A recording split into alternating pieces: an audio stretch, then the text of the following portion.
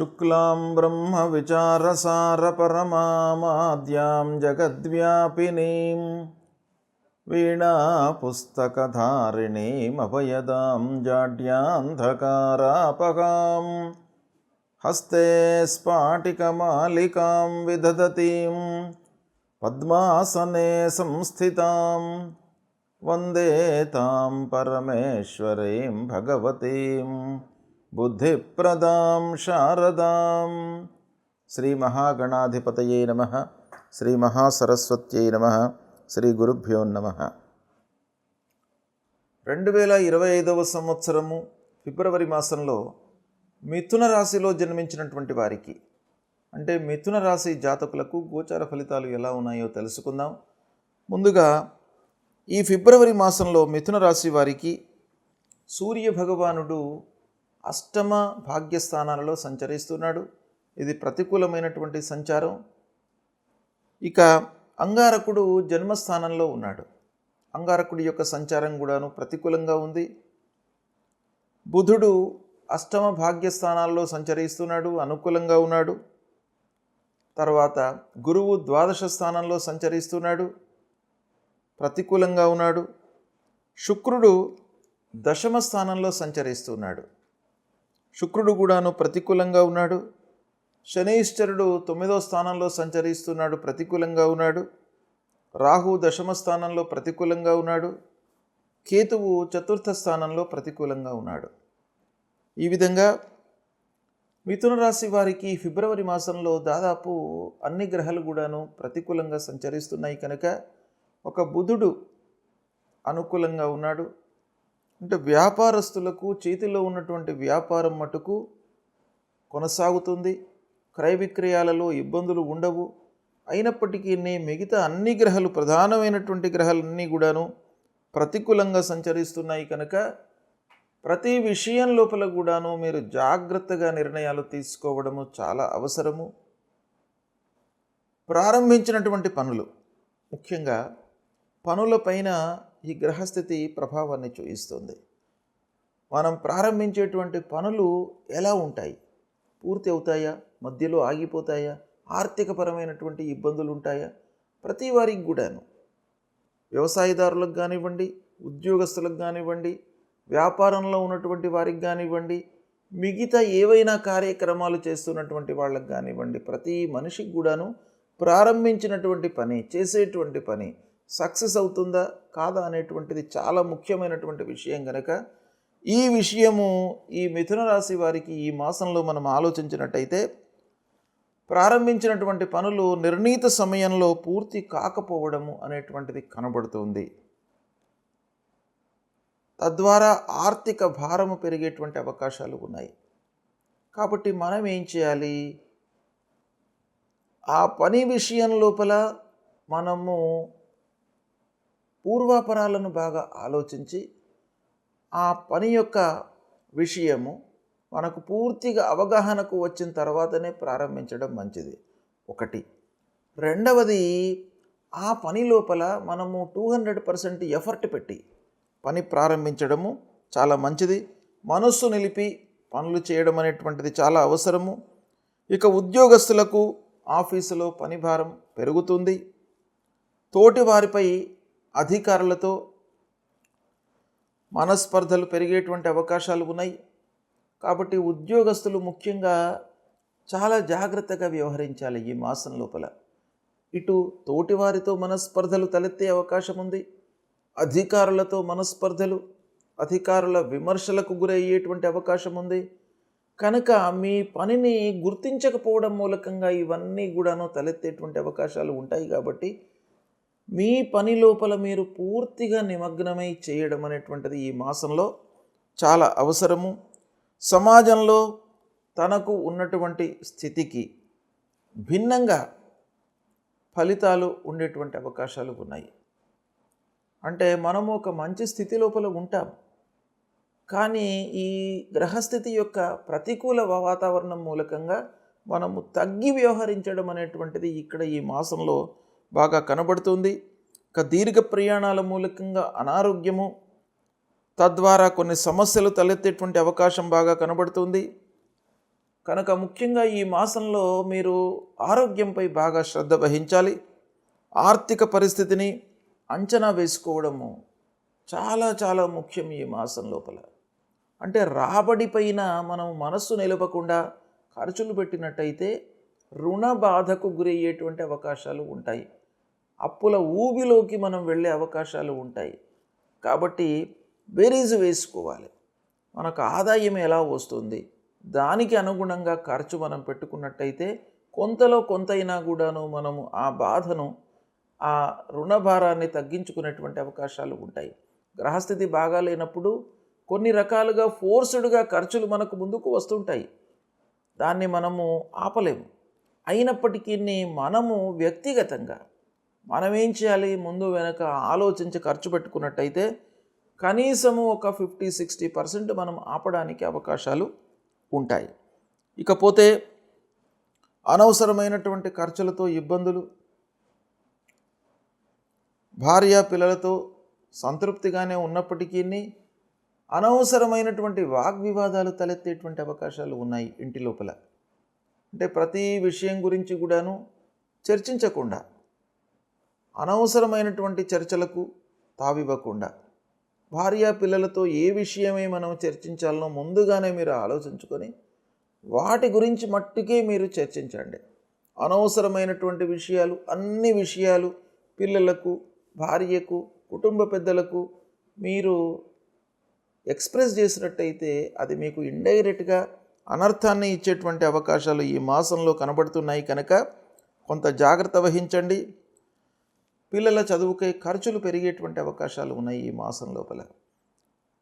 ఇక చదువు పూర్తయి ఉద్యోగ వేటల్లో ఉన్నటువంటి వాళ్లకు ఈ మాసంలో తాత్కాలికంగా కొంత ఊరట లభిస్తుంది.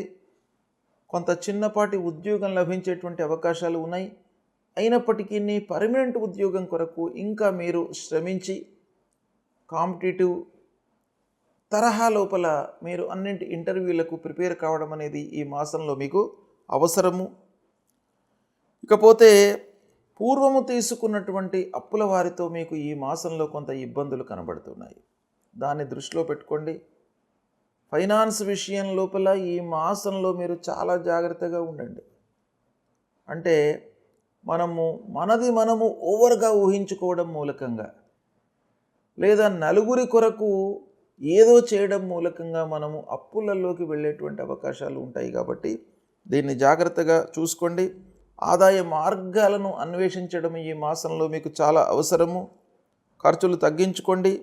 న్యాయపరమైన సమస్యలకు కొన్ని పరిష్కారాలు ఈ మాసంలో లభించే అవకాశాలు బాగా కనబడుతున్నాయి. కోర్టు వ్యవహారాలు మీకు అనుకూలంగానే ఉంటాయి.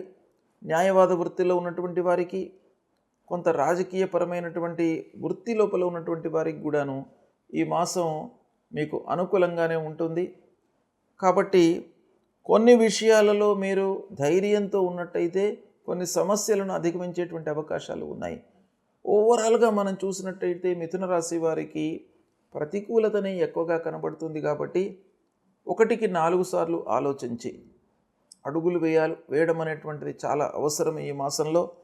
ఇకపోతే ముఖ్యమైనటువంటి గ్రహాలు, గురు ద్వాదశ స్థానంలో ఉన్నాడు. ద్వాదశ స్థానంలో సంచరించడం మూలకంగా ప్రతికూలమైనటువంటి వాతావరణమే ఉంటుంది. అనవసరమైనటువంటి ఖర్చులు ఉంటాయి. అయితే ఒక్క విషయం మనకి ఇక్కడ ద్వాదశ స్థానంలో సంచరించడం మూలకంగా ఏమి కలుగుతుందయ్యా అనంటే శుభమూలకంగా ఖర్చులు పెట్టించేటువంటి అవకాశాలు బాగా కనబడుతున్నాయి. అంటే శుభకార్యాలు జరిగే అవకాశాలు ఉన్నాయి. పిల్లల పెళ్ళిళ్ళ విషయం లోపల నిశ్చితార్థం కావడము, లేదా పిల్లల యొక్క హయ్యర్ ఎడ్యుకేషన్ కొరకు విదేశీ ప్రయాణాల కొరకై మనం అప్పులు చేయడము, ఇలాంటివి కొన్ని సంతృప్తికరమైనటువంటివి కార్యక్రమాలు చేయడం మూలకంగా మీరు ఖర్చులు పెట్టేటువంటి అవకాశాలు కనబడుతున్నాయి. కనుక ఈ గురు భగవానుని ప్రసన్నం చేసుకోవడానికి ప్రతినిత్యం కూడాను దత్తాత్రేయ స్వామిని కొలవండి. దక్షిణామూర్తి స్తోత్ర పారాయణాన్ని పఠించండి. దేవానాంచ ఋషీణాంచ గురుంకాంచన సన్నిభం వందనీయం త్రిలోకానాం తం నమామి బృహస్పతిం అనేటువంటి ఈ మూలమంత్రాన్ని ప్రతినిత్యం కూడాను పారాయణం చేసుకోండి. ఇక శనీశ్వరుడు 9వ స్థానంలో సంచరిస్తున్నాడు. కనుక శని పరిహారమై నీలాంజన సమాభాసం రవిపుత్రం యమాగ్రజం ఛాయా మార్తాండ సంభూతం తం నమామి శనైశ్చరం అనేటువంటి మూలమంత్రాన్ని ప్రతినిత్యం చదువుకోండి. నవగ్రహ దేవాలయానికి వెళ్ళండి. ఆంజనేయ స్వామి దేవాలయానికి వెళ్ళి ఆంజనేయ స్వామిని కూడాను ప్రతినిత్యం కూడాను మీరు దర్శనం చేసుకోండి. ఆఫీసుకు వెళ్ళే సమయం లోపల కానివ్వండి, మీరు వ్యవహారంలో ఉన్నటువంటి వాళ్ళు వ్యాపారస్తులు అయితే వ్యాపార నిమిత్తమై షాపుకు వెళ్ళే సమయం లోపల ఆ భగవంతుణ్ణి ఆంజనేయ స్వామి దేవాలయానికి వెళ్ళి ఆంజనేయ స్వామి దేవాలయానికి వెళ్ళిన తర్వాత ఒక 3 ప్రదక్షిణాలు చేసుకొని స్వామివారి అనుగ్రహాన్ని పొందినట్టయితే మీకు ఇబ్బందులు తగ్గుతాయి. ముఖ్యంగా సూర్య భగవానుడు ఆరోగ్యప్రదాత. ఆరోగ్యము ఇబ్బంది లేకుండా ఉండడానికి, మనస్సు స్థిరంగా ఉండడానికై మీరు సూర్యనారాయణుడిని కొలవండి. సూర్యనారాయణుడికి 12 వారం నమస్కారం చేసుకున్న తర్వాత ఒక 3 సార్లు అర్ఘ్యప్రదానం చేయండి. అంటే నీళ్లు తీసుకొని 3 సార్లు సూర్య భగవానుడికి సూర్యాయ నమః అని మీరు 3 సార్లు నీళ్లు వదిలిపెట్టినట్టయితే సూర్యుడు సంతృప్తి చెంది మీకు ఆరోగ్యాన్ని ఇస్తాడు. అనారోగ్య సమస్యలు, భయము, ఆందోళన, మానసికమైనటువంటి వికలత్వం లేకుండా ఉండడానికై మీకు ఆ సూర్య భగవానుడు మిమ్మల్ని అనుగ్రహిస్తాడు. కనుక ఇవి మీరు చేయండి. రాహుకేతువులకై అమ్మవారి దేవాలయానికి వెళ్ళండి, అమ్మవారిని కొలవండి. ఈ విధంగా చేసినట్టయితే మీకు పరిహారం లభిస్తుంది, భగవంతుడి యొక్క అనుగ్రహము లభిస్తుంది. ఇవి పాటించండి. ఈ ఫిబ్రవరి మాసంలో ముఖ్యమైనటువంటి పండుగలు వస్తున్నాయి. ఫిబ్రవరి మాసము 30వ తారీఖు నుండి మాఘమాసం స్టార్ట్ అవుతుంది. అంటే 30 జనవరి నుండి మాఘమాసం ప్రారంభమవుతుంది.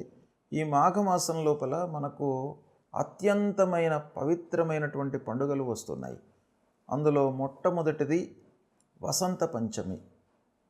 2వ తారీఖు నాడు వసంత పంచమి ఆదివారం ఉదయం 10 నుండి మళ్ళీ తెల్లవారితే సోమవారం నాడు 7 గంటల వరకు పంచమి వ్యాపించి ఉన్నది.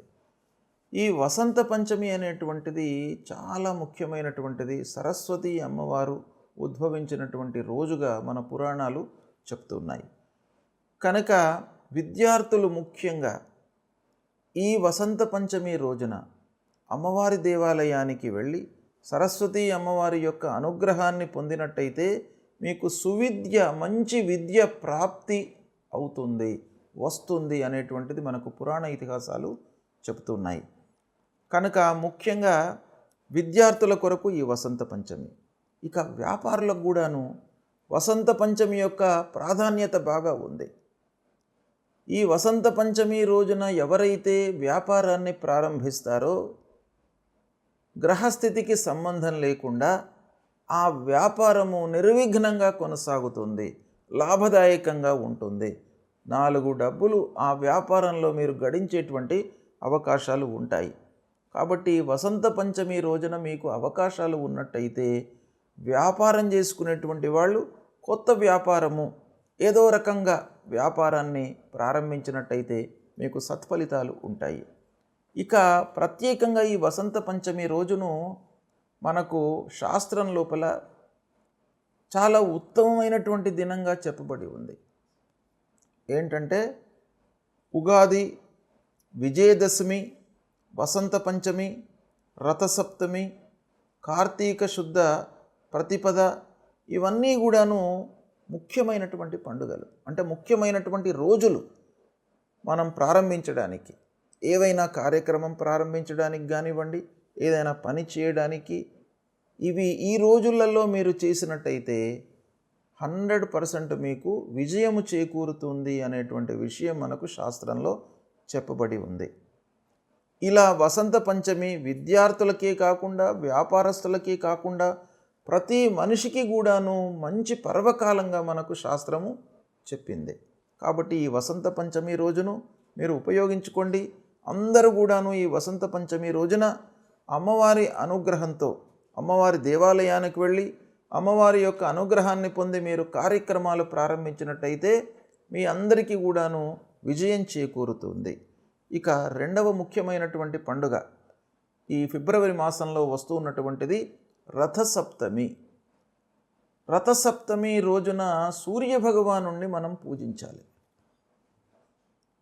ఆ రథసప్తమి రోజున ఎవరైతే ఆ సూర్యభగవానుణ్ణి పూజిస్తారో వారికి ఈ సంవత్సరం పొడుగు మొత్తం కూడాను ఆయురారోగ్య ఐశ్వర్యాలన్నీ కూడాను కలుగుతాయి.